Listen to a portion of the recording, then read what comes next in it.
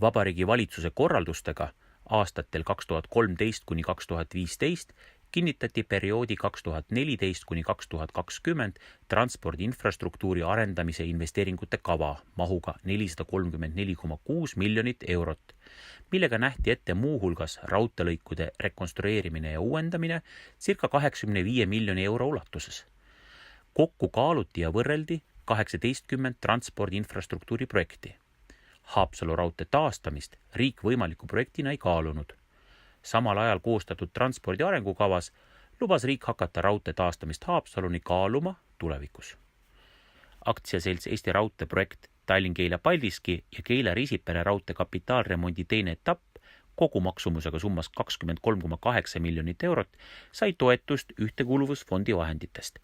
Projekti eesmärgiks oli ohutuse tagamine ning sotsiaalmajanduslikust seisukohast jätkusuutlik ning kvaliteetne reisirongiliiklus Tallinn-Keila-Paldiski ja Keila-Riisipere raudteelõigul, tagades kogu raudteelõigul reisirongidele liikumiskiirused kuni 120 km/h.